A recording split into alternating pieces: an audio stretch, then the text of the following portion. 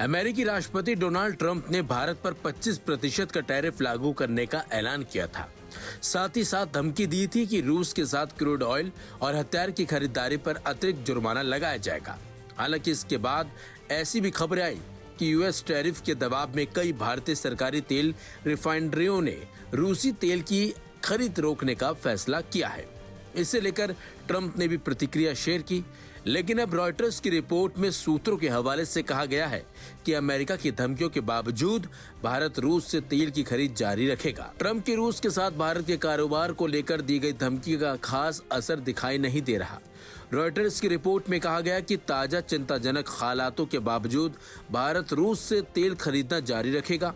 सरकार से जुड़े दो सूत्रों ने पहचान उजागर न करने का हवाला देते हुए ये जानकारी शेयर की है। गौरतलब है कि जब ट्रंप ने भारतीय निर्यात पर 25% के नए टैरिफ के अलावा ट्रूथ सोशल पर एक पोस्ट में संकेत दिया था कि रूसी हथियार और तेल खरीद पर भारत को अतिरिक्त जुर्माने का सामना करना पड़ेगा, तो उसके बाद कई भारतीय रिफाइनरियों द्वारा रशियन ऑयल की खरीद बंद करने का फैसला लेने की खबरें सामने आई थी। और बीते शुक्रवार को ट्रंप ने खुद पत्रकारों से कहा था, सुना है भारत अब रूस से तेल नहीं खरीदेगा।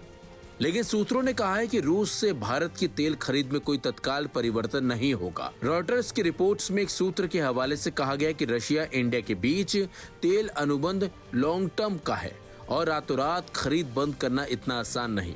रूस से भारत की तेल खरीद को उचित ठहराते हुए एक दूसरे सूत्र ने कहा कि Aim right, achieve big. At KR Mangalam University, we provide you the platform to turn your dreams into reality.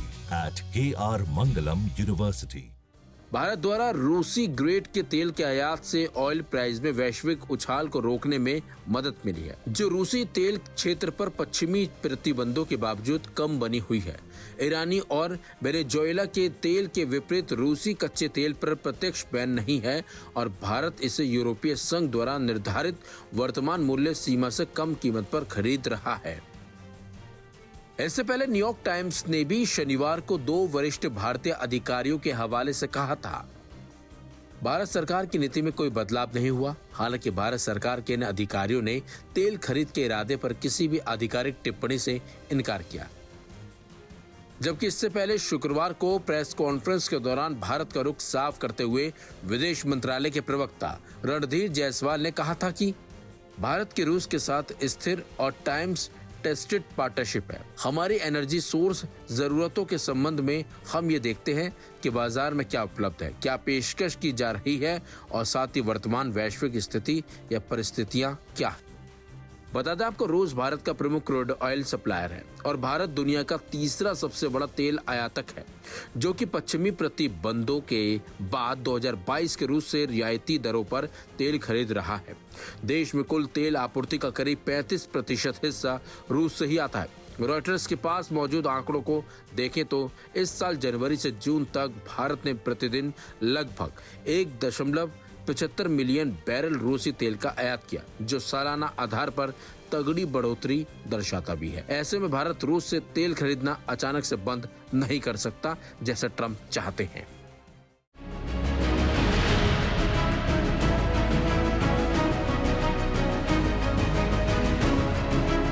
America और पाकिस्तान के बीच हाल के दिनों में नजदीकियां बढ़ी हैं, लेकिन इसी बीच पाकिस्तान ने कुछ ऐसा कहा जिससे अमेरिका को मिर्ची लगनी तय है।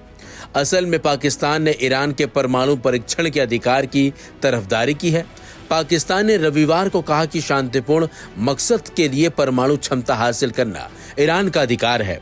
दरअसल अमेरिका इजराइल का पक्षधर है और कतई नहीं चाहता कि ईरान परमाणु क्षमता हासिल करे। इजराइल और ईरान के बीच जंग के दौरान अमेरिका ने ईरान के परमाणु ठिकानों पर बमबारी भी की थी। ईरानी राष्ट्रपति मसूद पेजेश्कियन 2 दिवसीय दौरे पर पाकिस्तान पहुंचे थे।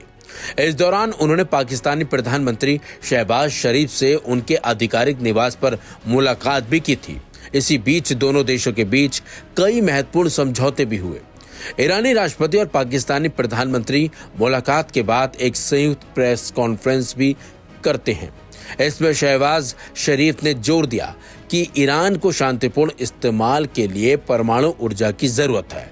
इसके साथ साथ उन्होंने कहा कि ईरान की इस जरूरत के लिए पाकिस्तान पूरी दृढ़ता से उसके साथ खड़ा है। बता दें आपको, परमाणु शक्ति को लेकर ही अमेरिका और ईरान की ठनी हुई है। इस टकराव में अमेरिका पाकिस्तान को अपना सहयोगी मानता है।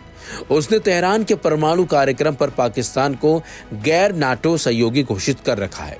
जून में इजराइल और अमेरिका ने मिलकर ईरान के मुख्य परमाणु ठिकानों पर बम भी बरसाए थे। इसके बाद से ईरान ने इंटरनेशनल एटॉमिक एनर्जी एजेंसी के साथ सहयोग भी खत्म कर दिया था।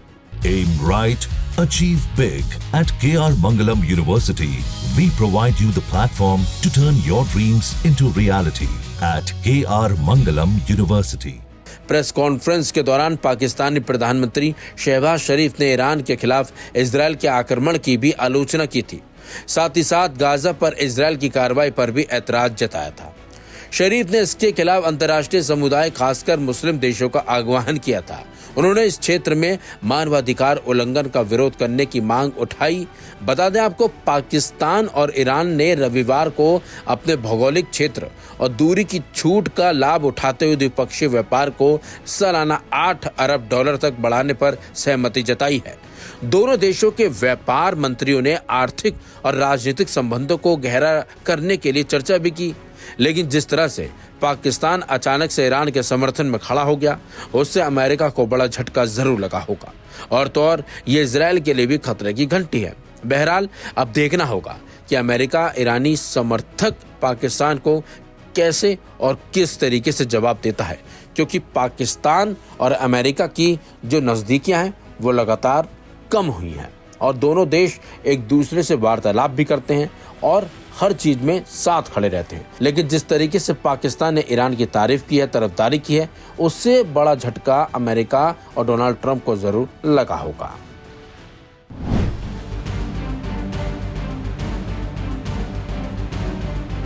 गजा में चल रहे हमास इसराइल वॉर के बीच इसराइल की तरफ से फिर वो गलती कर दी गई है जिसकी चिंगारी अरब मुल्कों को भड़का सकती है। मीडिया रिपोर्ट के मुताबिक इसराइल के national security minister Itamar Ben Gvir यरूशलेम में अचानक अल अक्सा मस्जिद पहुंच गए। वहां खुलेआम अपनी इबादत को अंजाम दे दिया। इसके बाद मिडिल ईस्ट में फिर तनाव बढ़ गया है। इसराइल के इस राइट विंग लीडर के एक्शन को मुस्लिम मुल्कों ने सीधे तौर पर समझौते का उल्लंघन बताया है। दरअसल समझौते के मुताबिक अल अक्सा मस्जिद परिसर मुसलमानों की इबादतगाह है और उसी के करीब यहूदी प्रार्थना स्थल वेस्टर्न वॉल है।